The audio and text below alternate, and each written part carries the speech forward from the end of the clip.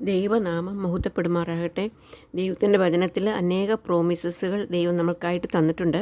അതിലൊരു വാഗ്ദാനം നമുക്കിന്ന് നോക്കാം. യോഹന്നാൻ എഴുതിയ സുവിശേഷം 10-ാം അധ്യായത്തിൻ്റെ 28-ാം വാക്യം. ഞാൻ അവയ്ക്ക് നിത്യജീവൻ കൊടുക്കുന്നു, അവ ഒരു നാളും നശിച്ചു പോകുകയില്ല, ആരും അവയെ എൻ്റെ കയ്യിൽ നിന്ന് പിടിച്ചു പറിക്കുകയുമില്ല. അവയെ തന്നിരിക്കുന്ന എൻ്റെ പിതാവ് എല്ലാവരിലും വലിയവൻ, പിതാവിൻ്റെ കയ്യിൽ നിന്ന് പിടിച്ചു പറപ്പാൻ ആർക്കും കഴിയുകയില്ല. ഞാനും പിതാവും ഒന്നാകുന്നു. ഇത് കർത്താവ് ലോകത്തിലായിരുന്നപ്പോൾ കർത്താവ് തൻ്റെ ശിഷ്യന്മാരെയും തൻ്റെ അടുക്കൽ വരുന്ന ജനത്തെയും പഠിപ്പിച്ചുകൊണ്ടേയിരുന്നു എന്ന് നമുക്കറിയാം. അങ്ങനെ കർത്താവ് തൻ്റെ തിരുവായി മൊഴിഞ്ഞ് സംസാരിച്ചതായിട്ടുള്ള ചില വാക്കുകളാണ് ഇത് എന്ന് നമുക്ക് മനസ്സിലാക്കുവാനായിട്ട് സാധിക്കും. അതിൽ പറഞ്ഞിരിക്കുകയാണ്, ഞാൻ അവയ്ക്ക് നിത്യജീവൻ കൊടുക്കുന്നു, അവ ഒരു നാളും നശിച്ചു പോകുകയില്ല.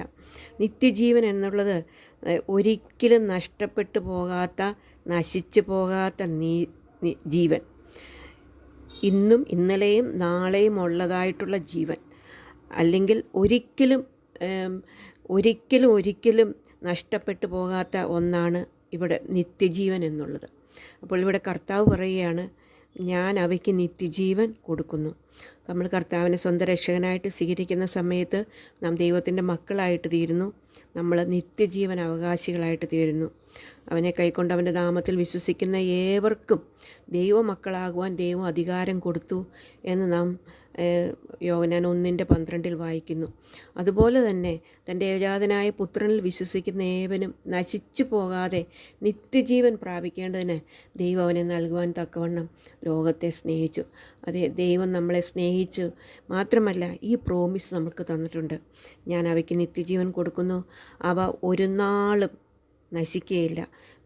കാരണം എന്താണ്? ആരും അവയെ എൻ്റെ കയ്യിൽ നിന്ന് പിടിച്ചു പറിക്കുകയുമില്ല. ദൈവത്തിൻ്റെ കയ്യിൽ നിന്ന് പിടിച്ചു പറപ്പാൻ ആർക്കും ഒരു നാളും സാധിക്കാത്തത് കൊണ്ട് മാത്രമല്ല, അവയെ കൊടുത്തിരിക്കുന്ന പിതാവാണ്. പിതാവിൻ്റെ കയ്യിൽ നിന്ന് പിടിച്ചു പറപ്പാൻ ആർക്കും കഴിയുകയില്ല. ഇത്ര വലിയൊരു പ്രോമിസാണ് സർവശക്തനും സർവവ്യാപിയും സർവവല്ലഭനുമായ സർവശക്തനുമായ കർത്താവ് നമുക്ക് തന്നിരിക്കുന്നതെന്നുള്ളത് പ്രിയ സഹോദരിമാരെ, നാം എത്രയോ ഭാഗ്യമുള്ളവരാണ്. ഈ ലോകത്തിൽ ജീവിക്കുമ്പോൾ നമ്മളെ സംബന്ധിച്ചിടത്തോളം നാം എത്ര ഭാഗ്യമുള്ളവരാണ്.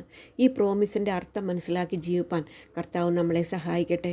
ക്യാൻസർ ഹോസ്പിറ്റലുകളിൽ പോകുന്ന സന്ദർഭങ്ങളിൽ ഒരു പ്രായപ്പെട്ട ഒരു സ്ത്രീയെ കാണുവാനായിട്ട് ഇടയായിട്ട് തീർന്നു. അവർക്ക് ജോബോണിലുള്ള ക്യാൻസറാണ്.